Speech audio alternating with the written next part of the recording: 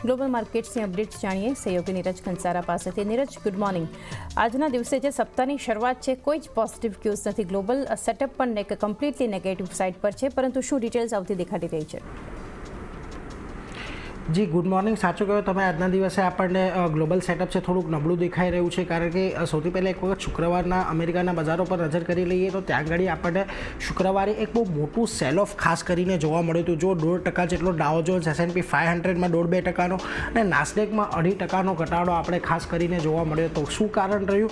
એક નબળા અપેક્ષા કરતાં નબળા જોબ ડેટાને કારણે માર્કેટની અંદર ઘટાડો આવ્યો। આપણને ખબર છે કે અહીંયા અમેરિકાની અંદર જે નોન ફાર્મ પેરોલના આંકડા આવે છે એ ઘણા મહત્ત્વના હોય છે, અને એની સામે જે અપેક્ષા હતી એના કરતાં ઘણા નીચલા સ્તર પર આપણને આ નંબર આવતા જોવા મળ્યા, અને એને કારણે આપણને માર્કેટમાં એક દબાણ આવતું જોવા મળ્યું છે।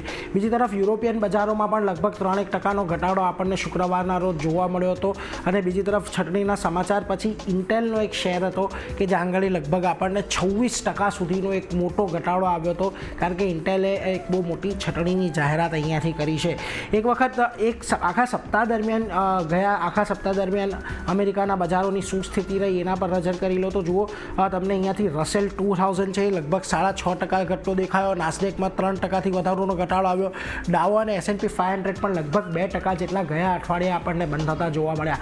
પરંતુ આ બધાની વચ્ચે આજના દિવસે જે US ફ્યુચર્સની અંદર કારોબાર ચાલી રહ્યો છે એમાં જો ડાઉ ફ્યુચર્સ લગભગ 313 પોઈન્ટ ઘટાડો છે, S&P 500 પણ 1.5%, નાસ્ડેક પણ લગભગ આપણને 2.5થી 2.5% જેટલો નીચે ફ્યુચર્સ આજના દિવસે સવારના આપણને કોટ કરતા દેખાઈ રહ્યા છે। બીજી તરફ તમને ખાસ કરીને મેટાના શેર્સની અંદર જે ટેકનોલોજી શેર્સ છે એમાં એક બહુ મોટો ઘટાડો આપણને શુક્રવારના દિવસે આવતો જોવા મળ્યો। જો વાત કરી ઇન્ટેલ તો 26% જેટલો ઘટ્યો છે, પરંતુ માઇક્રોચિપ, એમેઝોન, ટેસ્લા, એનવીડિયા આ બધા સ્ટોકની અંદર આપણને એક બહુ મોટો સેલ ઓફ જોવા મળ્યો। માફ કરશો, ખાસ કરીને એમેઝોનની અંદર એક બહુ મોટું દબાણ આવ્યું, કારણ કે એમેઝોનના Q2ના પરિણામો આવતા દેખાયા, અને આ પરિણામો ખાસા નબળા હતા। અપેક્ષા કરતાં ઘણા નબળા પરિણામો હતા, જેને કારણે આપણને એમેઝોનની અંદર એક વેચવાલી આવતી જોવા મળી। આવક $147.98 બિલિયન પર રહી, જ્યારે $148.56 બિલિયન અનુમાન અહીંયા હતું, એટલે એના પર એક ખાસ ધ્યાન રાખજો। અને બીજી તરફ ક્રૂડની અંદર પણ આપણને ઘટાડો આવતો જોવા મળી રહ્યો છે। ક્રૂડ પણ 8 મહિનાના નીચલા સ્તર પર પહોંચી ગયું છે, $77 નીચે બ્રેન્ટનો ભાવ પહોંચ્યો છે, અને WTI પણ $74 નીચે આપણને પહોંચતું દેખાયું છે। એક વૈશ્વિક મંદીની વચ્ચે માંગ ઘટે એવી એક આશંકા છે, જેને પગલે અહીંયાથી આપણને ઘટાડો આવતો દેખાઈ રહ્યો છે। આ વચ્ચે ઈરાન અને ઇઝરાયલ વચ્ચે જે ટેન્શન ચાલી રહી છે એના પર પણ આપણી એક નજર છે। એશિયાના બજારો જોઈ લો, આજે એક બહુ મોટો ઘટાડો અહીંયા પણ આપણને આવતો જોવા મળી રહ્યો છે।